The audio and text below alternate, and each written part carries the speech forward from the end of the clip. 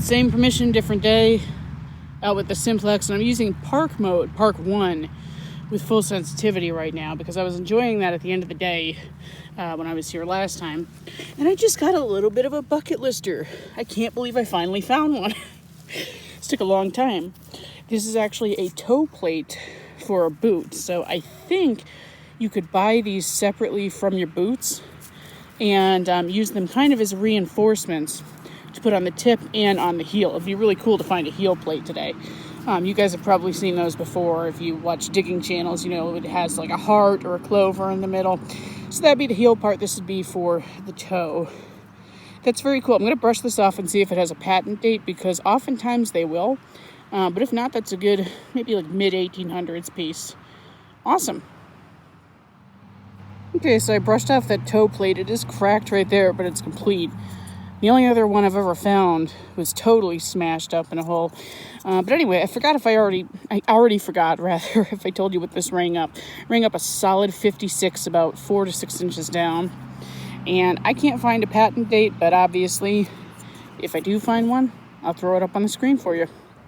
Let's keep moving. All right, working the same line. The toe tap was 50 feet up that way. And I got a 29 to 31 signal screaming at about 4 inches, 6 inches maybe. When I opened the hole, this is exactly how it looked. This is a lantern base. And we might be able to get a patent date off of this. Maybe not right now, it looks plain. I won't bore you with lantern parts. This is probably like mid to late 1800s. Somewhere in there. So just figured I would show you. All right, had another mid-tone here. About 6 inches down. And I kind of saw what it was. I figured I'd just whip out the camera. Some kind of a clasp. And, oh, it's kind of fancy. Look at that. Let me brush that off real quick. All right, I brushed that piece off really quick. You could actually see it a little bit better when it was wet, but there's like two little stars there. And I might even have a patent date on here. Yeah, in a minute. Maybe not. Maybe not, but I hope there is one. That'd be really cool. I love stuff that has patent dates. All right, beautiful. I'll let you know what's next. All right, next target here was reading really jumpy between the 20s and 40s. It was reading 6 inches down, but it was actually about 4. I can see it in there. And wow. Whoa, that's pretty fancy. It's a button of some kind, I think. That is a different one. Huh. I've never quite seen one like that before. Very cool. All right, let's keep moving. Oh man, you guys, I'm so excited right now. I'm so excited. I got like an 82 to 84 signal on the Simplex. It was beautiful. I thought it was actually going to be a coin.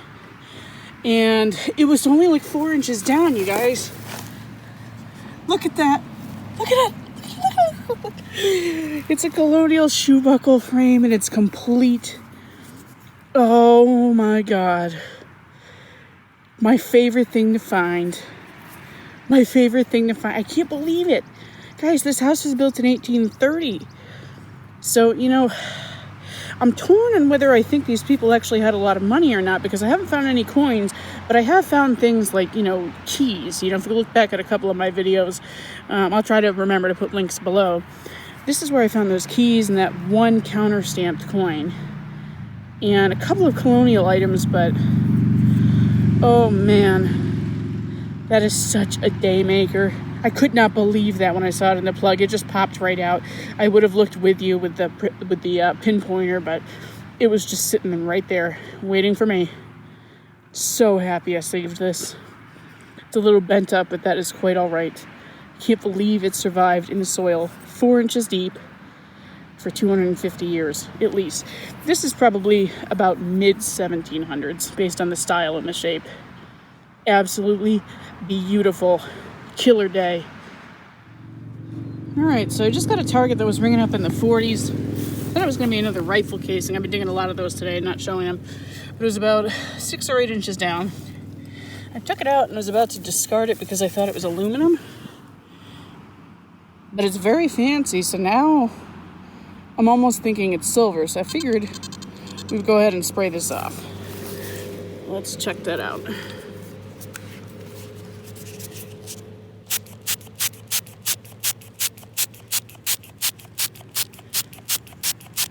Wow, very pretty, whatever it is.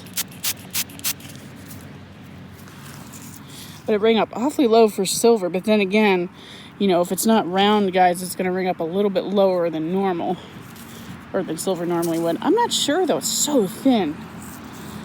Well, if I find out for sure it's silver, I'll let you know. But it's still a very cool relic, whatever it is. All right? Well, clearly I put the camera away too soon. You can see STE right there. You know, I don't know why my headphones disconnect sometimes when I'm filming. I think the Simplex just wants to talk to everybody. Hello. But anyway, you can see the STE right there. So this is sterling silver. That's awesome. I'll recheck the hole, see if there's any more of it, because I'm not really sure what this is. If it were any wider, I would say it was like a brush handle or something, but I don't know. Either way, though, it's a piece of silver for the day. Right on the heels of a colonial shoe buckle. Gotta be kidding me. All right, back with you on the next. You know what, guys? I'm just getting totally spoiled today. I've been waiting for this moment for a while. It's been a couple of months, but 8 inches down, there's a screaming like 90 to 92 signal, and it's definitely a copper. I didn't look at exactly what it is yet, but this is number 8 for the year. Yep. See what I mean? That's so weird. The Simplex just wants some credit. All right, fine. You helped. Wow, this is going to wipe clean. It's going to be a braided or a matron head. Oh, it's a classic head. Oh my God.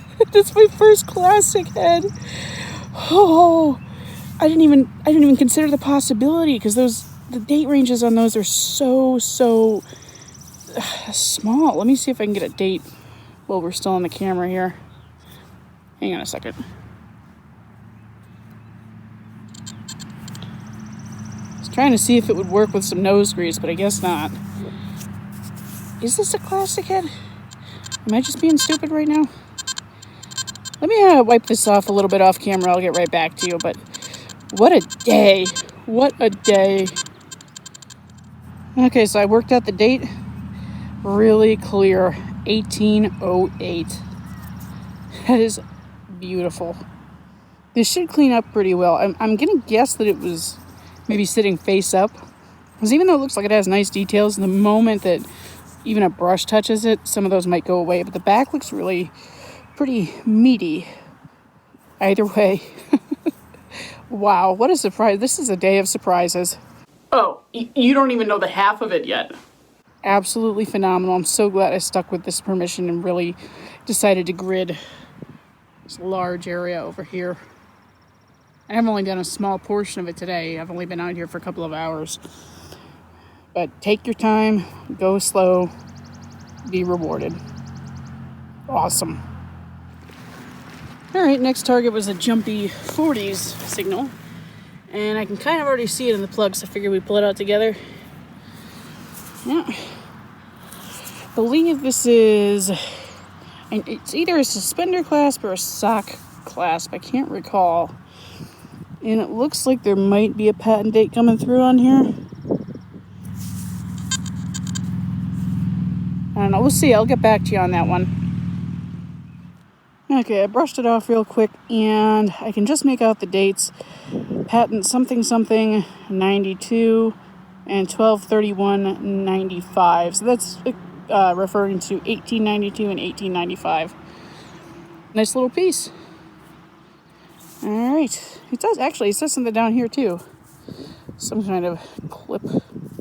Sorry, not going to really be able to see it right now, but awesome.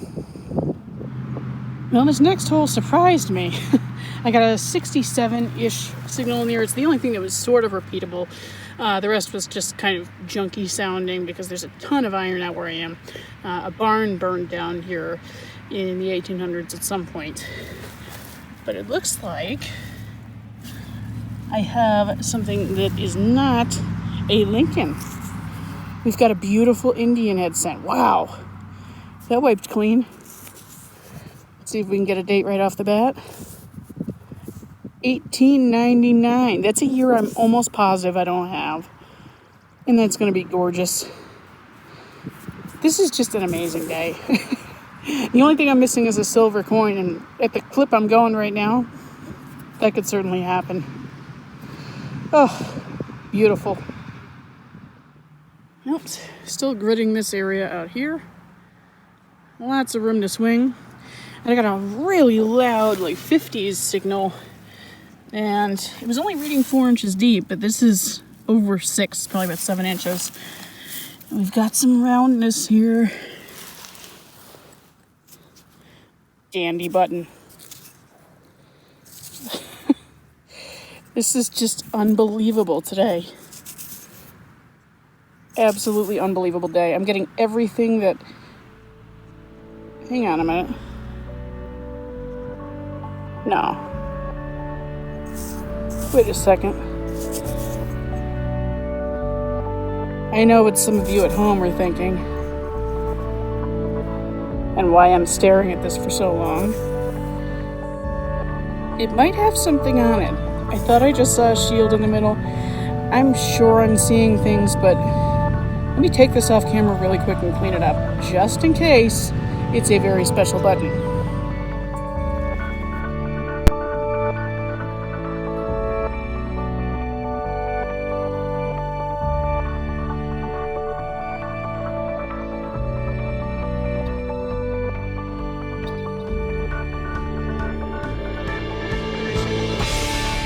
I'm shaking. I am just absolutely shaking. You can even see the camera shaking because I'm holding it. I can't believe I found this. I can't believe it. I'm just out in the middle of a field of one of my permissions. Alright, I won't make this take forever because people will watch it later. I got the GW done. I got my GW. Look. That's my first. One of my big bucket listers. I am just absolutely shaking. Oh my god. I got a copper today. A shoe buckle frame. And I might need to go home now. I don't know if I can compose myself.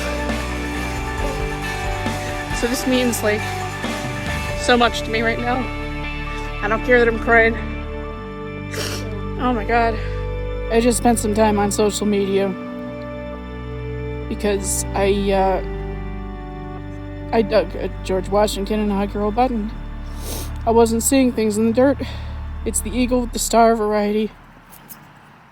It's got the full shank. I'm still just kind of coming down right now.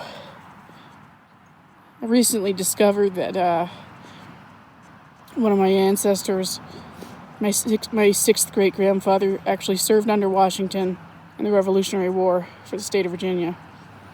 So this is just one of the most meaningful things I could possibly dig right now, and it's a huge, huge bucket lister for me. This just means like the world to me. I got my crying, screaming, laughing out already, but you know, there's nothing like it. There's nothing like it. I've gotten a shoe buckle frame today, a classic at large scent, and now that. You know, you can't really see it that well, but I've probably already put a cleaned up picture on the screen, or I will. This is an unbelievable day. I don't think I'm going to be able to top this hunt this year, but wow. I don't even care the black flies are biting. Well, I care a little bit. It's kind of annoying, but good Lord. Finally. I mean, what can I really say here? I dug a GW button. I finally dug a GW button. I'm still stoked. Honestly, I had trouble editing this footage because every time that Facebook Live feed came up, all of those emotions came rushing back to me, and I was definitely tearing up for a little bit of the editing process. Now, for those of you who are new to the channel or new to detecting and don't know what a George Washington inaugural button is, let me enlighten you. These patriotic buttons are highly sought after by collectors and detectorists alike. Reason being, obviously they have a huge connection to George Washington. And the reason for that is because you could purchase these in sets of 4 to show your support for our newly inaugurated President of the United States. Finding these buttons can sometimes be a once-in-a-lifetime experience. In fact, I know very few people who have multiple George Washington buttons. And what's interesting about the variety that I dug, the eagle with the star, is that typically speaking, veterans of the Revolutionary War were attracted to these buttons. These are the ones that they would purchase most commonly. So naturally, you know me, I had to dig a little bit deeper about the history of the property that I was hunting.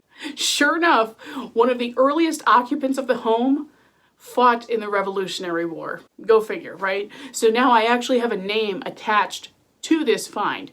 Obviously, I can't share that on this channel just for anonymity reasons. I don't want to share where my permissions are. Makes sense, right? So talk about a bucket lister. This was just such a big week for me. I've almost been nervous to share this with you because for me, this is my big video. This is something that's really special to me, and I'm hoping it's received very well. With that said, if you haven't already done so, of course, hit that subscribe button and the notification bell if you loved this video. Additionally, I've also added some links in the description below to every one of my videos with links to my metal detecting gear, since a lot of you have asked about that in the past. Figured I would make it easier for you to find some of my equipment that I like to use. All right, without further ado, on to the wrap up. All right, this should be a pretty quick wrap up. I wasn't there for very long because I was a little wrecked after, that popped out of the hole. But we'll go through this quickly. So we've got this mystery piece of sterling here. I've since heard that this might actually be like a scale for an old pocket knife or something. But I didn't find any iron in the hole with it, so I've got really no idea. Your guess is as good as mine. If you have an idea, leave it in the comments. Our lantern piece there, a little toe tap, mid-1800s. It's the first one of those I've ever dug. But typically they date around the mid-1800s, maybe late 1800s. Somewhere in there. Our shoe buckle frame. This is mid to late 1700s, and I really wasn't expecting to find that on an 1830 property because I've dug very few pieces of colonial stuff out there. So that was a nice surprise. Always get excited for those. That really interesting button, our 1899 Indian, which is beautiful. A couple of clasps here, and then a first for me, which is a classic head large cent. As I said in the video, I didn't think it would clean up very well, and unfortunately I was correct. The front is very, very faint. You can still make out the bust though, so I guess that's what matters. And the back came out much nicer. But of course, today was all about the GW. And I took a long time deciding if I wanted to clean this or not, because the impression was so faint. As you can see, I mean, you really kind of have to hold it in the right light to see it. What's interesting is that GW buttons come out one of two ways: beautiful or toasted. I haven't really seen much of it in between. But I did leave the back intact as dug because I just thought there was a nice reminder of the way it looked when it came out of the hole. You know what? I don't even know if I should, well, okay, I'll tell you how I cleaned it. I used a brass brush on this. I did not do electrolysis or anything like that because the brass brush, I knew it would bring out some of the highlights because it would shine it up just a little bit. And I took about 2 to 3 weeks deciding if I wanted to do that. So please don't necessarily take my advice cleaning that. Talk to a specialist. Yeah, that's all I've got to say about that. But I'm very pleased with the results because you really couldn't see much at all on there before. And that's my favorite relic ever that I've ever dug. Always thought it would be the kettle points, maybe the Real spill, the belt plate that I've dug, but it's the GW. So again, thanks for tuning in, everybody. Stay safe, stay healthy, and we will see you next week.